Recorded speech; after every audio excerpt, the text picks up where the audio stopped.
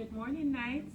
How are you? I am here just to share with you for a brief moment, to answer some of your questions, to get some of your feedback, and to see how I can help you understand as you move through semester one of the 2025-26 academic year. Hi, good morning, guys.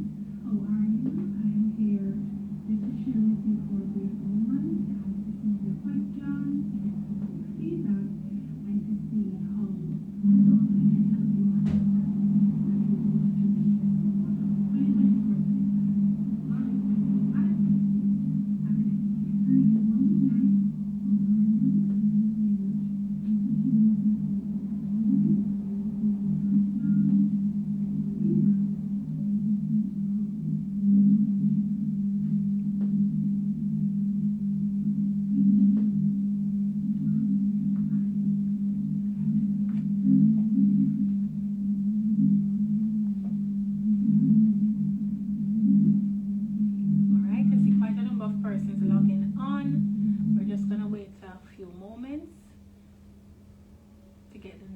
up, and then we are ready to begin.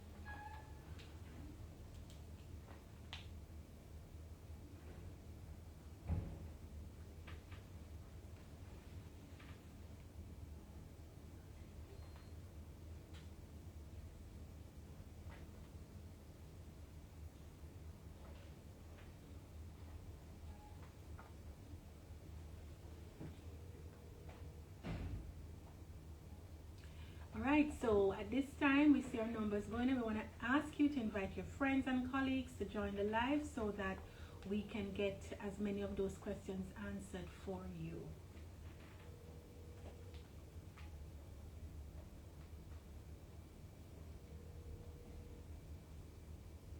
Alright, so at this time we see our numbers going, and we want to ask you to invite your friends and colleagues to join the live so that we can get as many of those questions answered.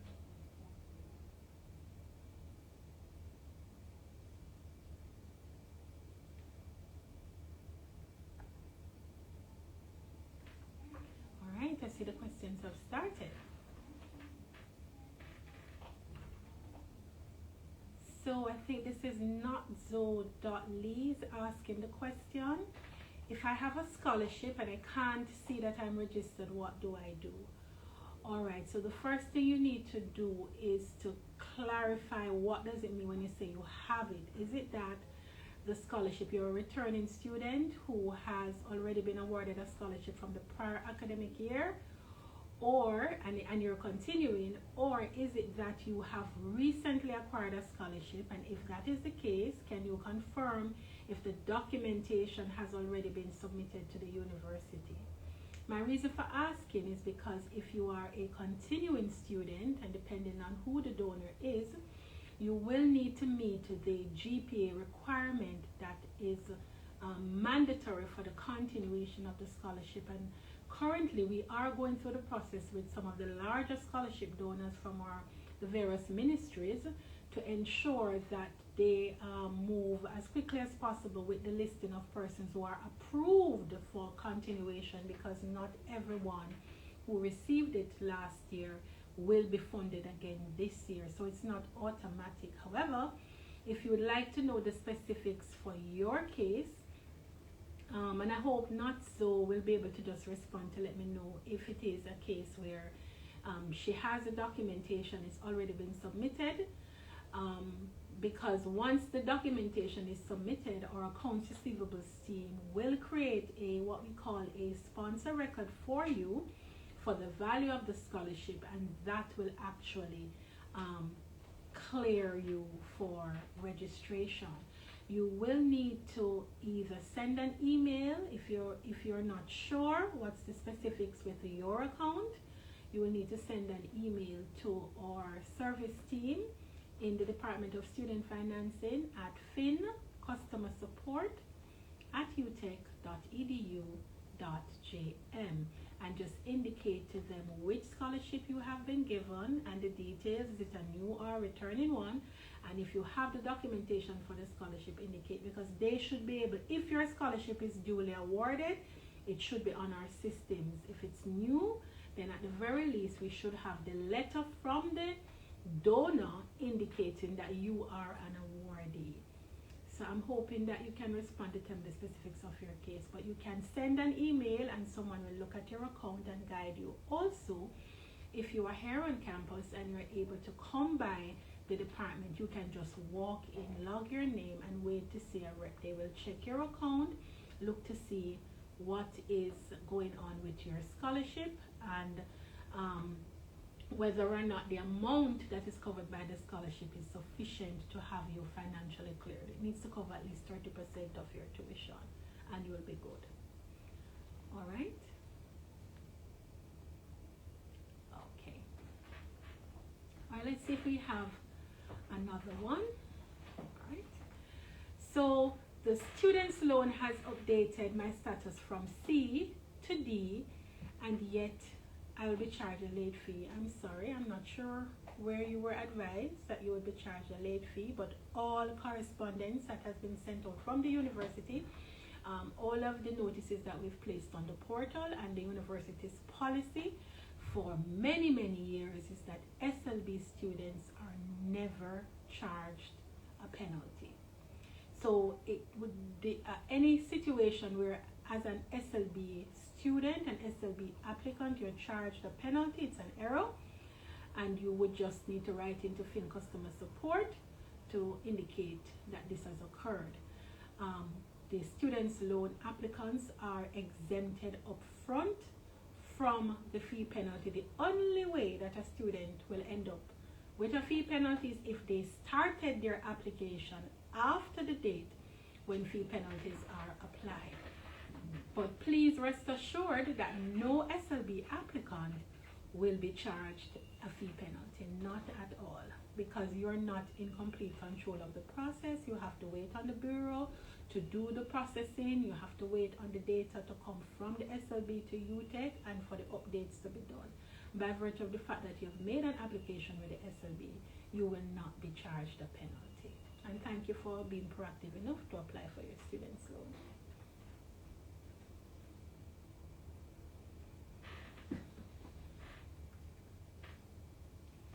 All right, great question here from, I think it's read it _ repeat.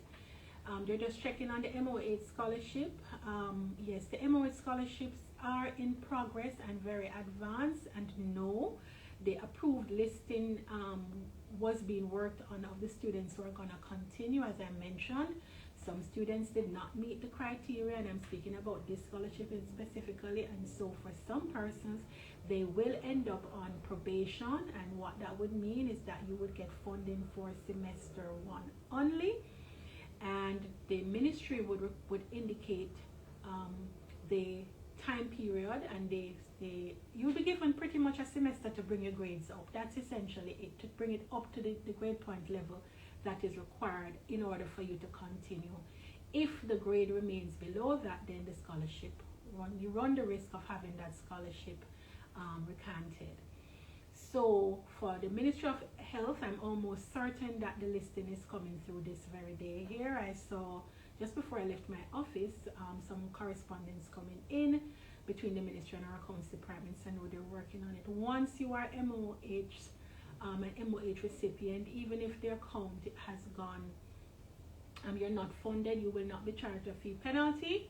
But unfortunately, we cannot move you to financially cleared until the list is received. And I know that the accounts receivables team is working very closely with the ministry to ensure that the listing comes in today and that the accounts are duly updated. So I expect that you will see progress in that area during the course of the upcoming week. And as I mentioned,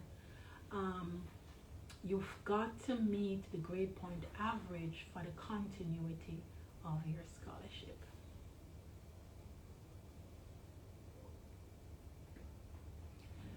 All right, so let me shift a little so I can see that one.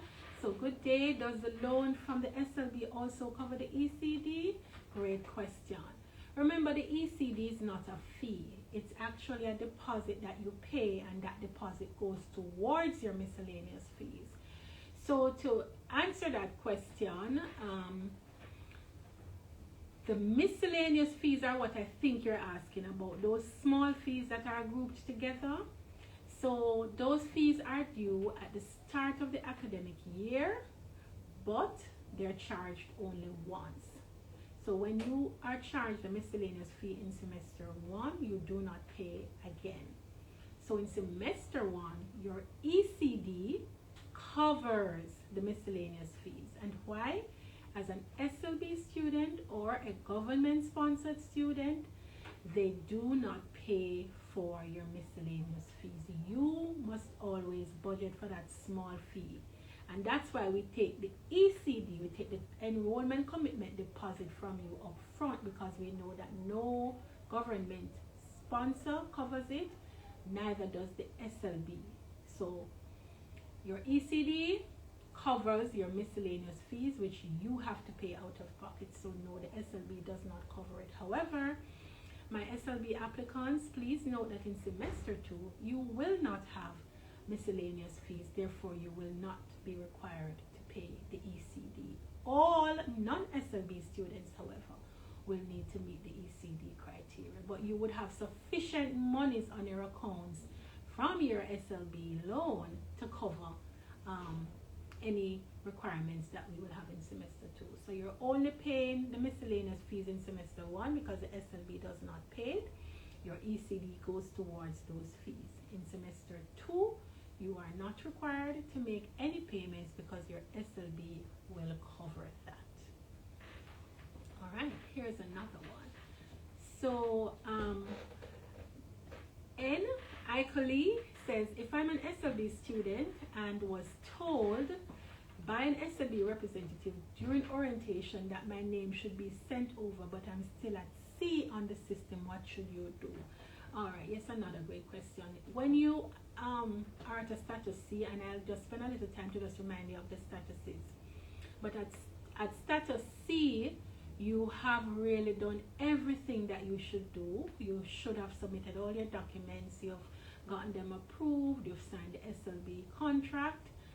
What is happening at status C is that it's the SLB's time for them to go through now and do the final checks to give you that approval. And unfortunately, there has been some delays from the end of the SLB, from the SLB side. So to answer your question, there's nothing further for you to do except to wait on the SLB to do their final checks to move you to the D status, which is where your loan is fully approved. Please note, however, for all my SLB students, that because we have seen that you have done so well with bringing in your documents, and a lot of you are at status C waiting, we have been making active representation with the Students Loan Bureau to ask that they push through as fast as they can. But we have taken the decision yesterday, the senior leadership team has taken the decision to provide a provisional financial clearance for all SLB students at status C only, because status C is where you have done everything you need to do. So actually, by Monday, you should see yourself financially cleared and you'll be able to complete your registration. You will not be charged any penalties. But please note, it is a provisional clearance. You still need to keep on top of your SLB status to ensure that you get to D, because we're not going to put any funds against your account because we really don't have the commitment yet from SLB. So if you see you wait a month and you don't see you reach D, make sure to get in touch with the SLB to see if there's anything that they need from you. So just to repeat, all SLB students at a C status will be given financial clearance to allow them to complete registration. It's however provisional, and you will be expected to follow up to ensure that the SLB moves you to that D status, which is the point at which your loan is approved. Remember, come exam time later on in this semester, those without an SLB loan, those without sponsorship or scholarship will have to meet at least 80% of their total invoice paid up in order to do exams. So don't wait because we give you financial clearance at C. Follow up, right, to ensure that it is done. Okay, Shaq himself said he submitted his sponsor transfer over 2 weeks now and the funds have not been transferred. Yes, we are definitely, let me apologize to you, Shaq himself. At Shaq himself, we do have some technical issues with the transfer of funds from sponsors. We are working on it, but in the meantime, all students who have, like yourself, who have put in the request, you will be granted, as long as the funds cover the ECD, you will be unblocked to select modules. I'm assuming, Shaq, that you have selected your modules. Can you confirm, please? And having selected modules, if those funds cover the 30%, you will be given financial clearance pending us doing what we need to do in the back. If you know that it doesn't cover the 30%, pay the difference to make it the 30% and ensure that you send in your request.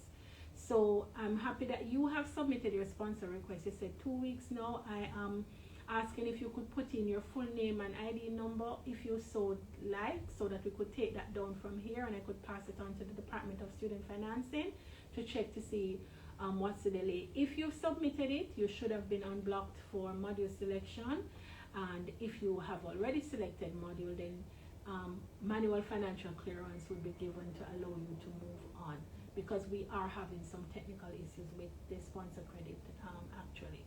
So let me know at Shaq himself if you have already selected your modules and if you're only just waiting on the financial clearance. As I said, pay the difference that the sponsor credit will not cover to get you to the 30%, and then request the manual financial clearance. It will be given to you.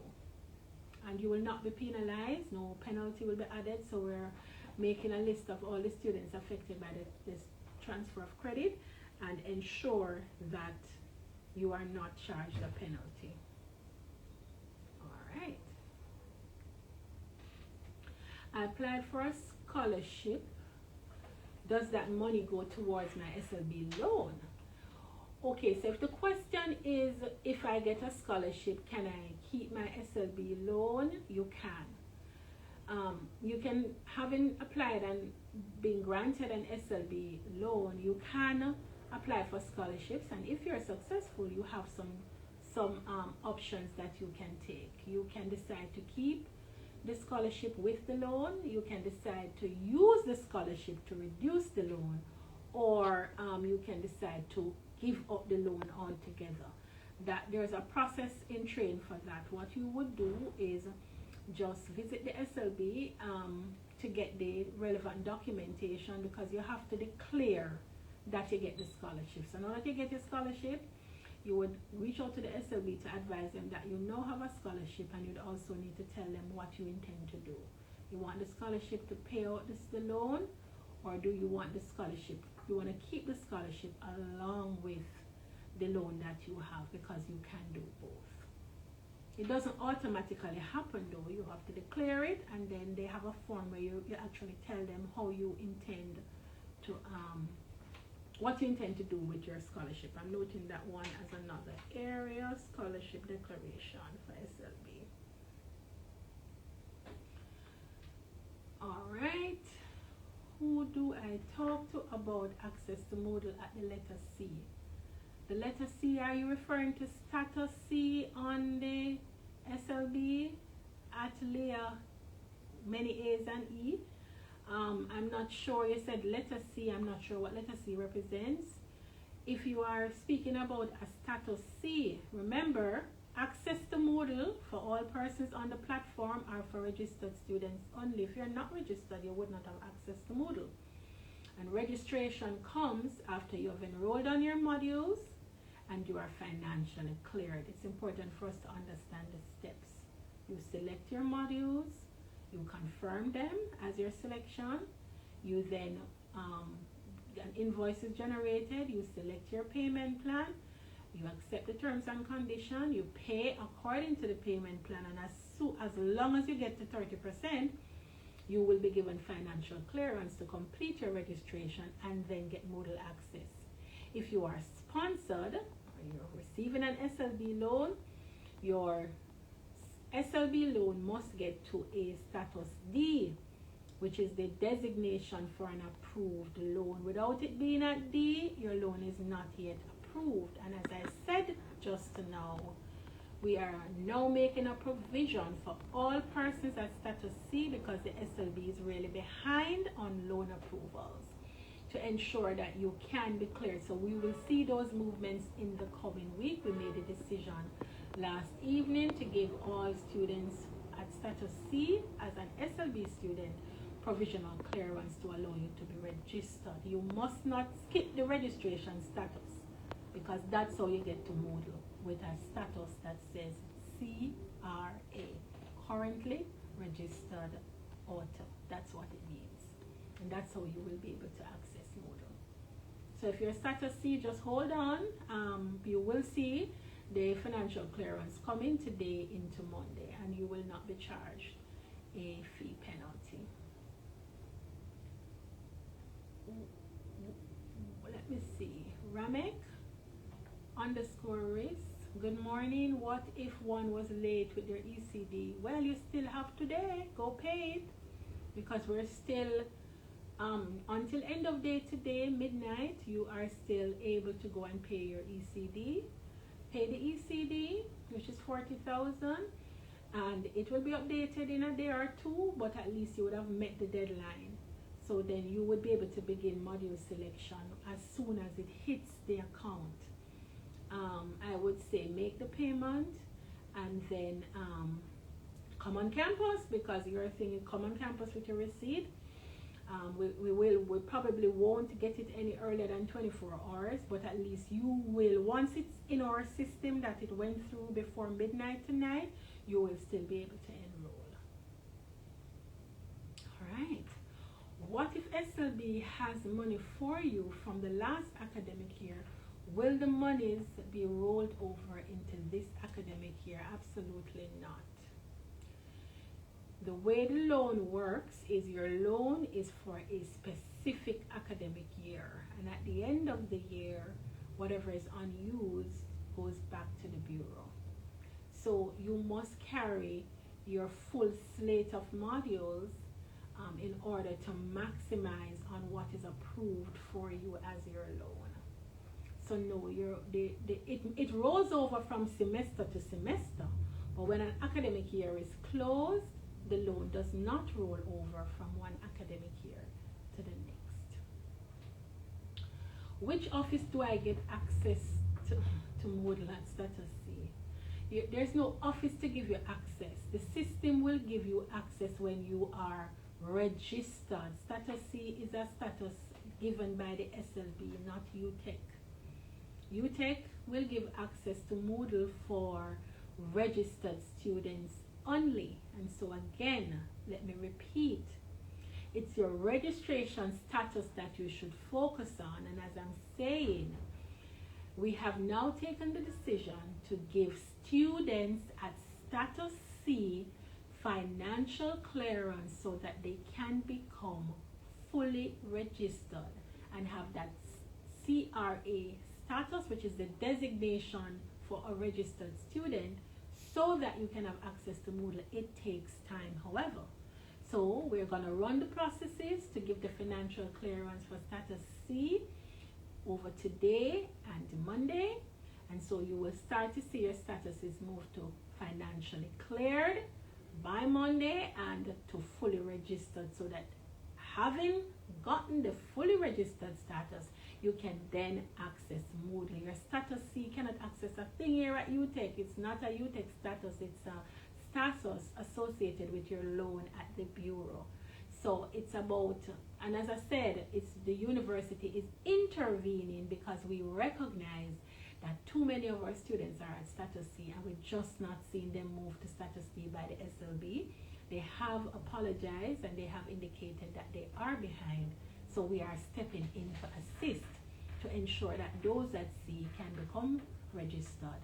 But you have to wait on that. And note, as I said, if your loan does not get to D, you do not have an approved loan. So even if we give you the provisional financial clearance now, you must follow up to ensure that your loan does get to a status D, and that's how the funds will be paid over for you. I don't want you to have any challenges when it's time for exams. I want to ensure your loan is in place by then. All right, as it relates to scholarship recipients, those of us who have paid the 30% fees, are we eligible for a refund? Absolutely, you're eligible for a refund.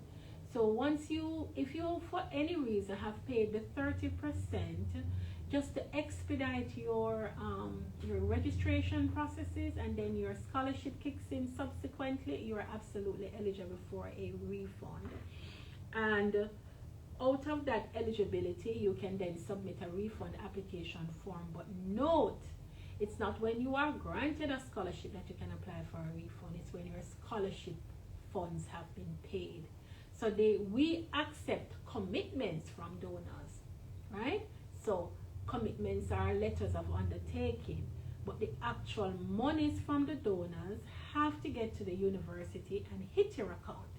So when you look on your account on the portal, you can go to the My Status page on the Students Portal. It's a new page.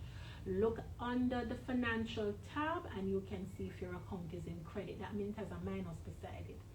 Whenever it has a minus, UTech owes you money. And yes, at the end of the semester, you can apply for your refund. All right, let's see if there are any more questions. Remember, we are going to be offering Status C students with the SLB clearance, but it's provisional. It's an interim measure just to get you registered so you can get in your classes and access Moodle and AdDrop and so on. You have to follow up to ensure that your loan does get to that D status so that you are fully approved. All right, so Orlando _OG is saying, I paid my tuition online yesterday. Is it possible so that I can be cleared to select my modules today? No, Orlando, it's not. It's not based on when you pay, it's based on when it hits your account. So if you paid it online, remember the university has 2 clear working days, right? You needed to have paid it 2 clear days before the date you want to get the clearance. The good news is you've paid it. And once you have paid it, you will be able to get access to module selection, but just not today. For those who have paid it today, module selection will still be available to you 48 hours after, because we allow for a period of time for the processing from our various agencies. And so I'm just noting that as one to just touch base with my colleagues to ensure that you are okay. But as I said, once today is the deadline, right? The deadline goes all the way up to midnight tonight. So any monies you pay to us, you're still within the deadline. So you wait on the update. So keep monitoring the portal, the student who asked prior, to see when it is updated to your account, and you will be able to select. And as I said, for those who are making their payments today, don't worry. If you pay today, you are still good, and you will be able to select modules after today for those who paid up to midnight today. Well, module selection, usually module selection is tied to the census date, but as I mentioned, if you have paid your $40,000 today, you will still be allowed to select modules, because all payments made up to the end of the day, which is up to midnight, would be considered good. Alright, I paid 30%, however it's not reflecting on the account. What should you do? Okay, God favored me. That's an important question. As you know, when you make a payment, a lot of things can go wrong. Oftentimes, despite the instructions we give our students, when they make the payments, they don't follow the guidelines. So sometimes errors occur. Sometimes it's key punching errors from the bank teller or the agent where you're making it, and it can go to a wrong student's account. Sometimes students accidentally pay their tuition to boarding and vice versa. Once it goes anywhere that it shouldn't, it won't do the clearance, and it's not going to be reflected on the account. So it sounds like there's an error from your end. I wish you could tell me how you paid it. One of the most common errors we're seeing is students who are paying via one of the bank transfer. You're supposed to pay UTech like a bill, like how you pay light or water or your cable bill. But what persons are doing is taking the transfer option where they move the funds into UTech's bank account. You're not to do that, students. If you notice, it will not be asking you for your ID. And if your ID number is not provided and not printed on the receipt, you can be absolutely sure it's not going to your account. So you are to pay, once you're using the online platform, always pay UTech's school fee as a bill, not a transfer. When you transfer, it just sits in the bank account attached to no one. We have to go through an intense period of a reconciliation in order to identify transactions that are sitting, and then do a back search to find the associated students. So what should you do? I hope you have your original receipt with the payment made. You are to send an email to fincustomersupport@utech.edu.jm, and you'll get an automated response. You will indicate what is the nature of the query you're making. In your case, you're checking on the update of your account, and you are to attach a copy of the receipt to show the payment. And based on the information on the receipt, the date, the vendor, and so on, we can then go in to check to see if we can find that for you and update it to your account. And most times we're successful in finding it. Please pay attention to how you pay the fees. When you go, it's not just about paying it somewhere, it's paying it according to the procedures. Check your ID number, ensure that you write legibly. When the teller makes the payment, stop and check the receipt to ensure that it's the account that you placed on the slip that has been updated. Honestly, people's money go to other persons and they quickly present to do a refund when it's not their money. So we have to ensure that's why refunds require double checking before we pay it out. So I'll ask you to just send that email and just attach the receipt so we can look for it for you. Alright, someone is asking if I'm aware. I'm very aware, and we have been addressing it, that the SLB students are having issues accessing their classes, right? Because it's not just being an SLB applicant, it's about being an approved SLB applicant. And the process for approval requires the student to get to an approved status. I would love if you could tell me if the student, that's Ling Ling, if you could tell me if the student has gotten to a D status. It's at a D status that the student has an approved loan. Remember, someone can start an application and not finish it. We actually have students who started their SLB applications in June, and they have not moved from the first status. I mean, they have not done anything else since they started it. And then we have some students who started it just in the latter part of August, and they have moved all the way through the approval process and have gotten to a status D. So saying someone is an SLB applicant is not enough. It has to be that the student is an approved SLB applicant. With an approval, the student is at a status D, and that's how UTech can then give the financial clearance to allow the student to move through to registration and access to classes. As I had said before, which I guess I will repeat throughout this broadcast, and I don't know, Ling Ling, how far the person you're referring to has gotten, but I'm hoping that she has done all that is required of her and is at least at a status C. If he or she has gotten to a status C, then UTech is stepping in to assist those students because the SLB has not been able to move them forward as quickly as they should. And so we're going to be giving financial clearance on a provisional basis just to get the students registered and in class. But they must follow up with the Bureau to ensure that their loans get to a status D so that they are fully approved, or they will find that they will not be able to proceed with exams if their loans are not approved. So there is a time span, and a lot of times when we do this and we try to ease the pressure and move the students on, they move on to classes and they don't look back on their loan processing. We're encouraging you not to do that. All right. How long after emailing Fin customer support with my ECD receipt would I be able? You're not supposed to email with your ECD receipt. You're supposed to wait on the system to clear you. So when you make a payment, there's no manual system to update it. Your payment comes directly from our payment agencies to the university, and the system will automatically assess. It assesses multiple times throughout the day. It looks at your record and it looks to see if you have paid what is required, and once you've done that, it will move you on. It will give you access to the portal.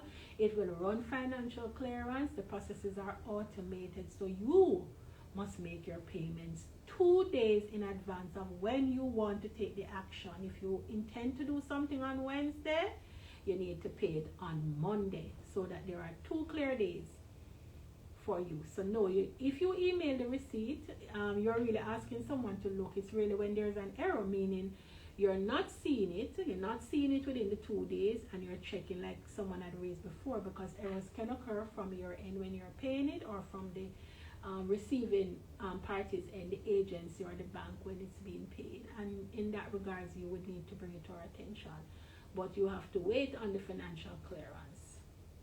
If you think something is wrong though, I would suggest that you may come right up with your receipt and come straight into the Department of Student Financing.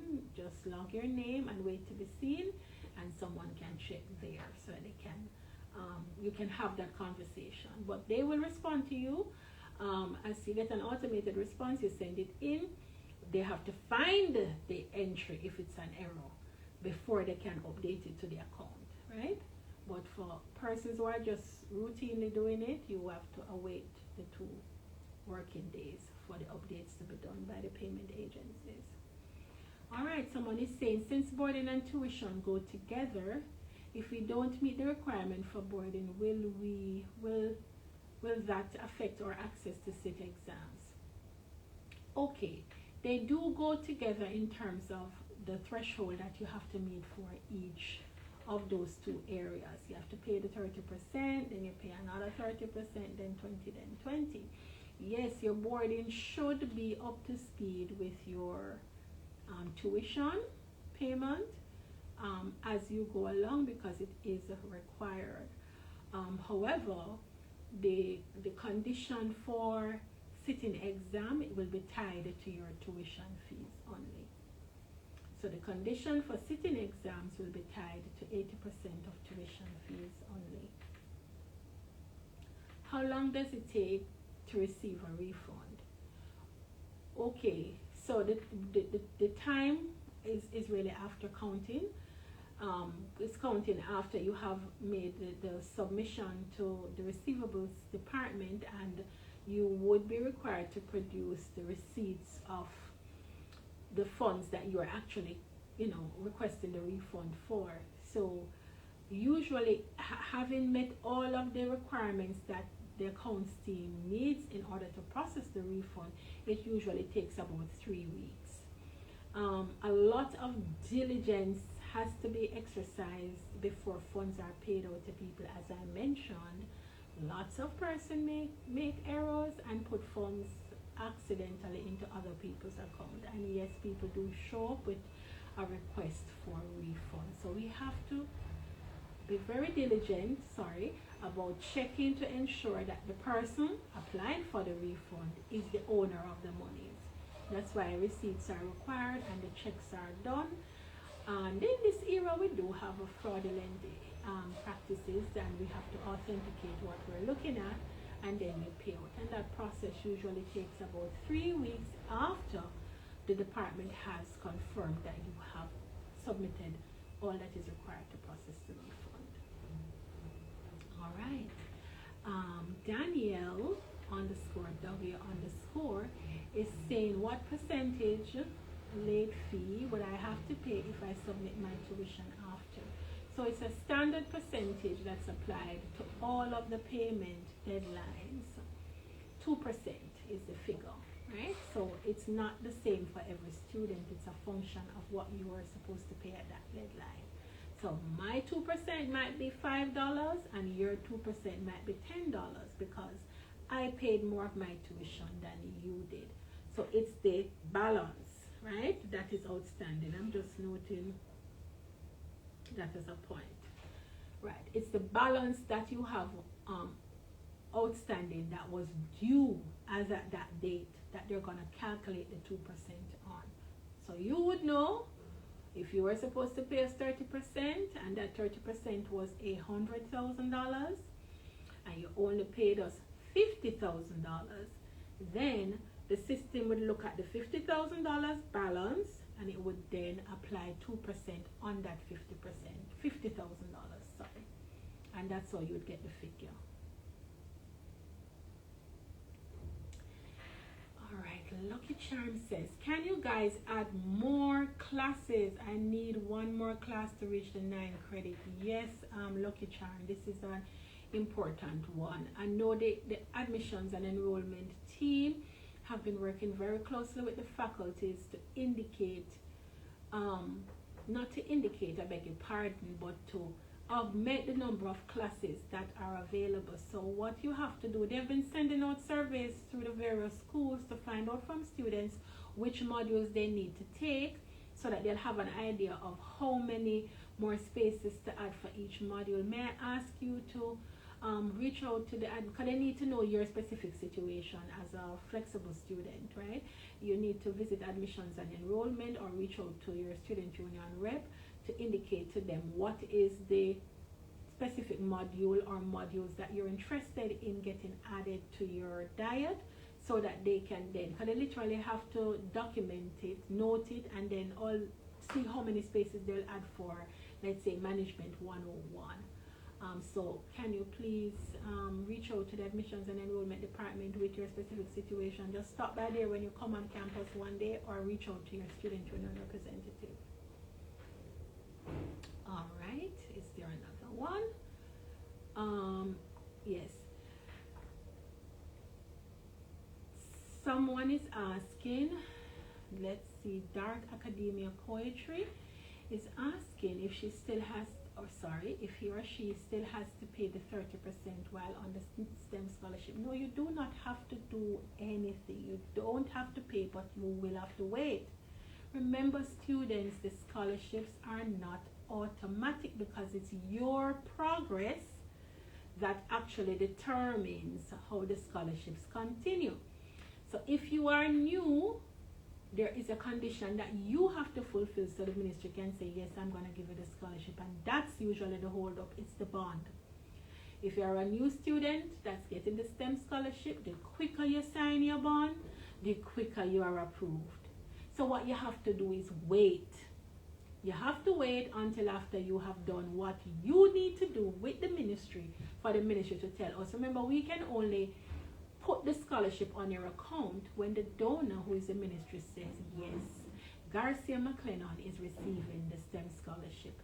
The value is, and we know that amount. If you haven't signed the bond, it can't be done. We have to wait on the ministry. And the bonding is what has held up the first year recipients.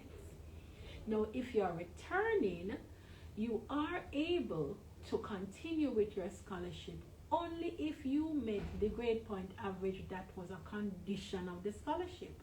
We are not able to move forward to put on the scholarship value against your account again until the ministry says, yes, I have confirmed that continuing recipient Garcia McLennon has met the 3.0 GPA required for continuation. What I can say is that the ministries, Ministry of Health, Ministry of Education, Ministry of Finance, they are working on them as we speak, and we are expecting that those confirmations will be coming in very, very shortly.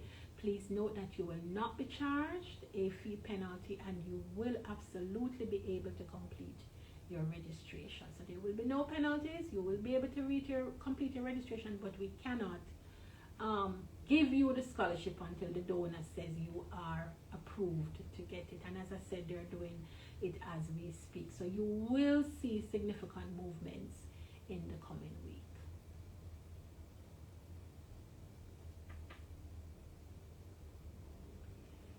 If at status C, then what? Then you wait for status D. Alright, it's a process, and it's the SLB's process. When you get to status C, you have submitted all that you need to. You then wait until the SLB reviews your documents and approves you at status D. Alright, so here's someone that has moved from a C to a D, Georgianne Brown, and she's saying, I'm at a status D. My account says financially cleared, but I don't see the option to register. Yeah, the option is there. The system now automatically moves you from financially cleared to registered. You just have to, that same page where you were doing the financial clearance and the registration status, they run automatically now. Before, students had to go back on the portal, complete a 10-step process, and then the system moves you. You're not required to do anything. The process runs in a 24-hour span to move you from financially cleared to CRO. However, once you have gone through the process, you need to make sure that you, when you are dealing with, when you are selecting the payment plan, that screen, I'm hoping that you looked at, there are several sections below, and it says that you are to accept these conditions and then confirm your registration. If you don't go through those steps, it won't take you on. So I would suggest that you visit customer support at utech.edu.jm, send us an email or come by the office in order to check to see if, or the admissions office can also confirm, because if you're financially cleared, I'm not sure how long you've been there, because that's really the issue. It's not like you're here this minute and it's FC and then the next minute you're CRO. The system runs the process on like a timestamp. So it's, you know, at FC for financially cleared, and then it's gonna run again on automation and move you to currently registered auto. So it depends on how long you've been at the financial clearance status. If you know it's been a long time, then I would really suggest that you come in, because it's quite possible that you did not complete the section below where you answer the questions, where you have your student liability statement, you confirm your financial profile, your academic profile, and so on. You have to accept those. It's like the 10-step process, but built into the system now in order for the system to move you. If you pay today, you are not late. You are just that you are on the cusp, and it will, don't expect to be cleared today. It takes 2 working days. So if you pay today, you're not late. You will not be charged a penalty. However, your the application of those fees will not occur until 2 working days later. So some might go on today, some go on Monday or Tuesday, some might go on, because it's 2 clear working days depending on where it's coming from and how the files are passed between the payment agencies and us. So you need to give 2 clear working days for the system to be updated. You're not late, you won't be charged a penalty. And you still will be able to be registered. So if at status D I don't have to worry about the late fee, correct? That is correct. There will be no late fee applied to any SLB student, irrespective of their status. Once you're in the process, we know that you're working on it. No late fee for SLB students. No, you do not have to worry.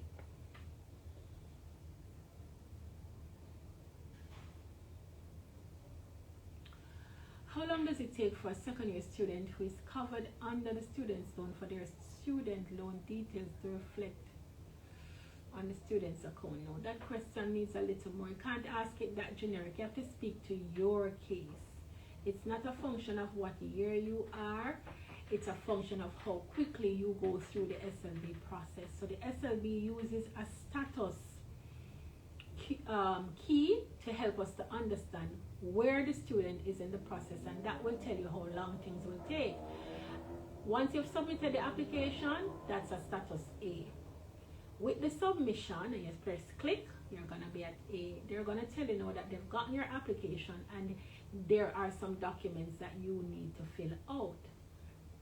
Once you've completed those documents, you will be at a status B.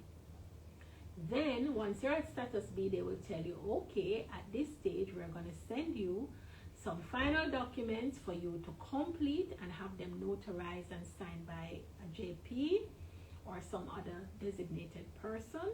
Once you have done that, you would be moved to a status C, which means you have completed all that you need to do. And what you're waiting on is for the SLB to do their final assessment to move you through to clearance. That's the stages. The timeliness of it is dependent on how quickly you fulfill the requirements that take you up to status C. And then the last part now would be dependent on how quickly the SLB moves you to a status D. I can tell you, once you're at a status D and it comes to UTech, we will process you in 24 hours. So within a day, you would move to financially cleared at that point. All right. When will the fee breakdown for boarding students be available, as it is required in order to get our ID and scholarship students? I'm not clear on that. I don't know that boarding students are having a challenge getting their fee breakdown. I think the boarding office has communicated what the fees are for them. I don't know what could be preventing you from getting your fee breakdown. I'm just noting that so I can reach out to the team in accommodation. I don't know that there's anything preventing you from. You can certainly also, if you're a boarding student, it means you're on campus, you might need to visit the accommodations office to just see what's the specific situation with your account. But students have gotten their boarding fee breakdown and have made their payments as well. All right, that I have to pay. Dark Academia Poetry. I'm not sure. What do you mean when you say you're hearing? Who are you hearing it from? Have you read anything from the university? Are you looking at the notices on the portal? Do you know what is the requirements for school for this year? I'm not sure. When you say you're hearing, what does that mean you're hearing? Hearing it from who? I don't think it should matter what you hear. I think it should matter what you read. Okay, so if you want to know what UTech requires of you, you read the instructions given by the university. They're everywhere. The portal has loads of notices that indicate what you should be focused on. But beyond that, the advisories were sent out to formally advise you of what is the requirements for this semester for you to select modules and for you to be financially cleared, depending on what category student you are. And then once you go on to enroll, the system generates it for you and it tells you what you need to pay to be enrolled. So less on what you hear and more on what you read, please. All right, thank you. Do you have to be financially cleared in order to get your student ID? Absolutely, you have to be financially cleared to be a registered student, and only registered students should have an ID card. All right, I got kicked off the live and I was told that I have to pay the 30% by Sharon Leslie. All right, again, for all STEM students, remember when I speak about a category, try and see if you can apply it to yourself. But since you got kicked off, I think what Mr. Leslie may have meant to communicate is that if it is that you do not wish to wait on the ministry to confirm your scholarship award, then if you pay the 30%, it will allow you to proceed while you wait on the ministry, right? Because as I said, if you're a scholarship applicant and you have been selected for the scholarship, you now have to go through the bonding process in order to have your scholarship approved. And it's only on approval that we would be authorized to put the funds against your account to cover your fees, which it will cover it in its entirety. But you guys, you have to remember there is a process for everything.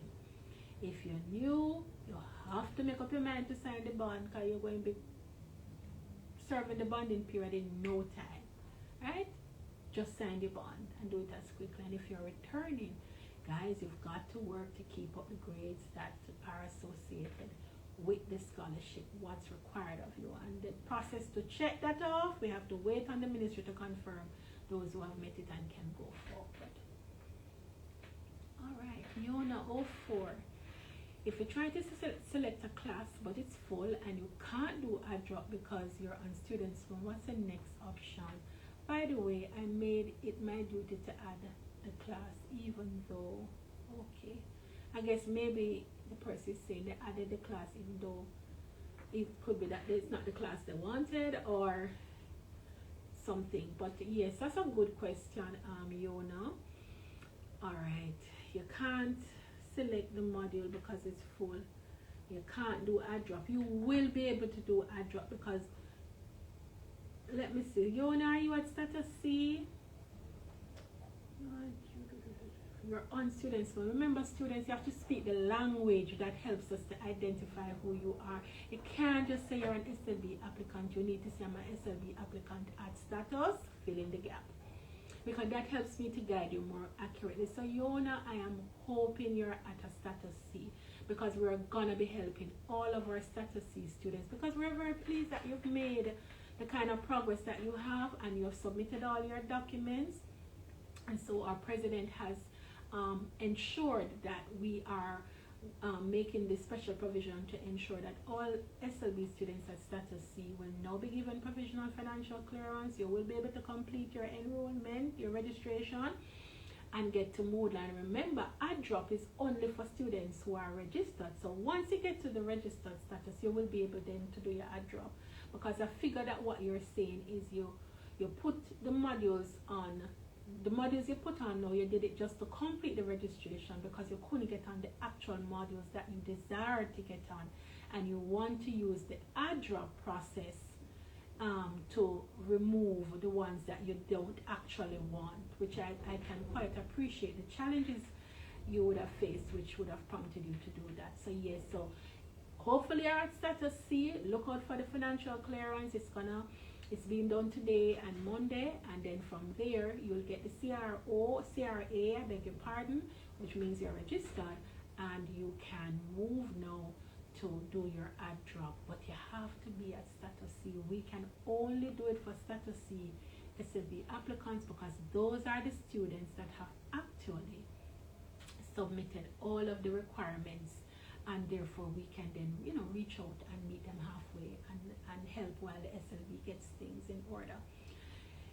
All right, Troublesome Sheens. Wow, what a name. If medical is done outside of UTech, how to have fee removed? It's not like that, I wish guys you would ask me about procedure. It's not about where you do your medical, It's about whether you follow the procedure. And you didn't even say what kind of medical. Are you talking about the medical that you have to do when you're starting UTech? Is that it? Because that's what we call a medical. If that's the case, you have to do the medical here at UTech. So you have to just pay that small fee that they require at the medical center for the medical. If for some reason, Troublesome Sheen, you're talking about a medical absence, meaning you missed an assessment, missed an exam, or and that happened because of medical reasons, and you want to know, you are still charged for the module, which you will be, and you want to know how to get those fees off. There is a procedure, guys. You need to go on the university's website and look for the student handbook and read it and have it as your tool. So even if you don't read it casually, when you are going to be faced with a situation now like a medical issue, you want to see what the university says about how to deal with the medical. The medical absence has to be processed by your faculty. It means you were absent because of a medical immediately. I mean, as soon as, God forbid, you're in hospital and unconscious. That's the only thing that should prevent you or a family member from communicating with your faculty that you are ill and you are unable to present for your exams or your assessment. You would then bring the documentation to show that this indeed occurred, the date stamp, meaning it shows when it happened, and you fill out the medical form at the faculty. then an entire process is going to be initiated between the faculty and the registry to record the modules for which the medical absence is applicable. They will also be, it doesn't matter where you can see the doctor anywhere, but our medical practitioners here at UTech must vet what has been done and give their sign off of approval that yes, this indeed qualifies as a medical absence. Once that is done, then the admissions and enrollment office will identify the modules you missed and will then put in the code for medical absence. You will always have to pay a school fee because it was due, but when again you're ready to do those modules, you would not pay for them a second time because you missed them the first time. You won't pay for them 2 times, but you pay for them the first time. All you will pay is a small medical fee, very, very superficial fee, which is really just administrative. You won't pay the tuition cost for those modules again. All right, so let me go to AdDrop. I need to check to see if there is any adjustment to the close of AdDrop date, but usually AdDrop is pinned to the census date. So we will check on that, but if there's an extension to AdDrop, you will be advised. But for those who we have mentioned, the groups of students that we're now going to be helping, the scholarship ones and that's the ministry scholarships and the SLB, who will not have the ability to complete their registration until we move them to CRO, you will be able to do your AdDrop. I need to just do a quick check-in to see if the AdDrop has been extended, and we'll just post it on the live. All right, let me see. A STEM scholarship, as a STEM scholarship, about the ID or doing exam, how will I be a registered student if I have to wait on MOE and bonding agreement? I'm not sure what you mean. Once you're registered, you will get your ID. So once the ministry says yes, you are approved, you're going to be registered. And with your registration, you'll be able to do your ID. And once you're an approved scholarship, it covers 100% of your tuition. So you are going to be cleared for your exams, not just for this semester, but the subsequent semesters as well in this academic year. So you shouldn't be worrying about that. You need to just sign the bond and do it quickly. And I know that they actually, the ministry had said they were going to come on campus to do a bond signing to kind of come to you guys, since persons are not coming to them as quickly as they should. Yes, student sponsored by Dr. Barrowing scholarship. That one is being processed right now. Remember I said Ministry of Health, which is the Barrowing, that's where it falls under. Those are being processed now by the ministry. We are awaiting the approved listing so that we can move you through financial clearance and to complete registration so that you can get on Moodle. And it's being worked on now. So I expect that you will be seeing something very, very quickly. All right, let me see. All right, so we're going to pause for a break, and we're going to be wrapping up soon. So let me see if there is another one that I can squeeze in. All right, can I go to the ministry to, of course, you can go to the ministry to sign the bond. There's a special unit. I don't know if you've been there already. There is a special unit that deals with the bonding arrangements for the students. I would really ask you to check with Miss Leslie, because they had actually told us they were coming up here on the 17th, I think. We had expected to see them on campus, but I think there was some challenge and they're rescheduling that. But yes, you can go to the ministry and sign. I know that they facilitate the bond signing for sure. Absolutely. Does UTech have the pathway program? Are you Troublesome Sheens? Are you speaking to the PATH program? Can you clarify? You said pathway. I'm not sure. Are you talking about the sixth form pathway program, or are you talking about PATH? So if it's a sixth form pathway, we do that through our UTech Open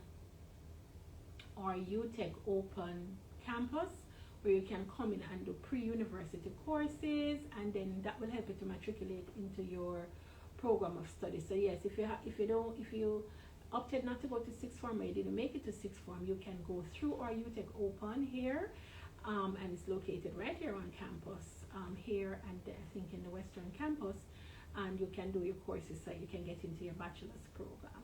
If it's the PATH program, then absolutely UTech facilitates all PATH students. The Ministry of Labor and Social Security will indicate who the PATH recipients are, and they will be processed for their scholarship. We're also giving all PATH, let me note that, all PATH recipient a welfare grant of $50,000 to help them as well.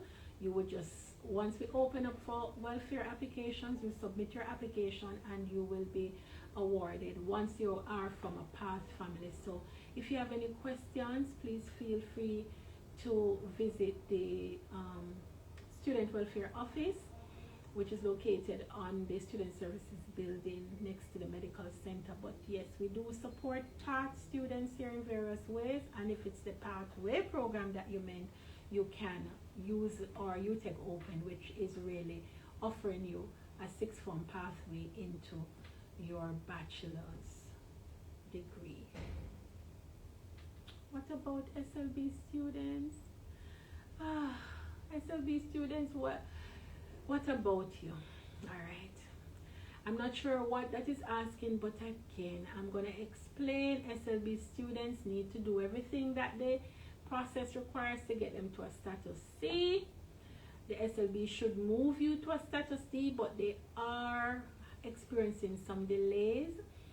So the status D students, which are the ones who are at the final approval stage, we really should have those numbers moving quickly, but they are not. So we have made provisions to support you through, just to intervene while we wait on the SLB to give you financial clearance, get you registered. That will be occurring over today and Monday, and from there you will be fully registered. You can get to classes, do module, do your ad drop in the coming week. You will not be charged a fee penalty as an SLB student or as a PATH student. And if we have any special needs students here on the call, we want to know you so we can help to support you.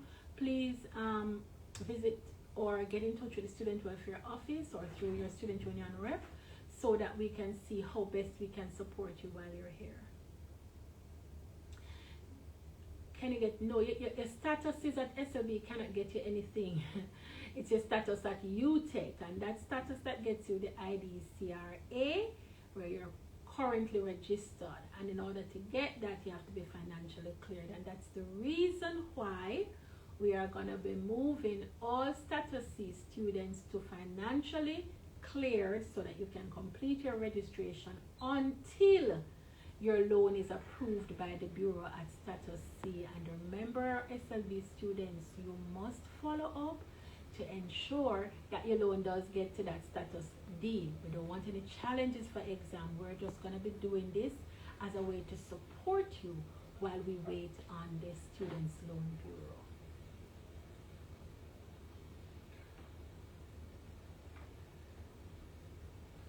Somebody wants to know if you can get in the classes, if you can't select because it's full. Could I just talk to the lecturer and then inform admissions? You will need to talk to both persons, both the lecturer and admissions. You have to let admissions know what module you're trying to get in, because they're actively working with the scheduling unit and the faculty to add bandwidth to the classes to actually expand the spaces, because we know a number of students have had that challenge. So yes, you will need to talk to admissions and your lecturer to see if you can be accommodated.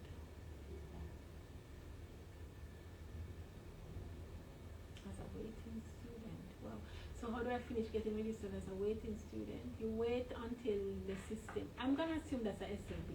Okay? You have to wait on the system to move you. I said the processing for the SLB students, it's being done over today, and Monday to move you to financially cleared. You have to just wait. You continue to monitor the My Status page to see your enrollment status, to see if you are No financially cleared. Remember, the system really does it for status D where your loan is approved, but we are intervening manually to move those students along while we wait on the SLP. No sponsored student is required to do anything or to pay anything. It's about whether you're willing to wait. Some students are not willing to wait, so they will pay their 30% in order to move on. But you must understand that some of the things are outside of the university's control. So if the donor, sponsor, or the Students' Loan Bureau says you have to go through this process in order to get it, we have to wait, and so will you. Some students opt not to wait, and so they pay their 30%. So the choice would be yours to make. Alright, so we are now at the point where we're going to wrap up for today. I hope it's been a useful session where we've answered some of your questions. We intend to do this from time to time, just to be able to field the questions that you have that you might not be able to get a quick answer for, and just to improve the kind of feedback that we want to have from you, so we'll know what to do. So I have noted some of your questions, that the ones that I want to just touch base with other departments in to ensure that we're doing some more communication. Please monitor the university's Instagram page. That's in terms of social media, where you want to get your news from. Keep in touch with your Students' Union. And remember, there's a new page added on the Students Portal called My Status, where you can check your enrollment status, your financial status, and your academic status, right? And that's where you would look to see if you're financially cleared. You'll also get the messages. So just to wrap up, our SLB students, once more, if you're at a status D, and that's the only status that we can offer that consideration to, you will be given provisional financial clearance to take you to registration, so that you can get access to Moodle, you can get access to classes, and you'll be able to do your ad drop. This is a provisional measure that's being done to support you while the Students' Loan Bureau clears the backlog that they have in terms of final approval. You will need to follow up to ensure that your loan ultimately gets to that D status, so you are filing for exams a little later on in the semester. Alright, so it was my pleasure being with you. I'm Dr. Garcia Green-McLennon, Chief Technical Officer in the Office of the President. I wish you all the best for the rest of the semester.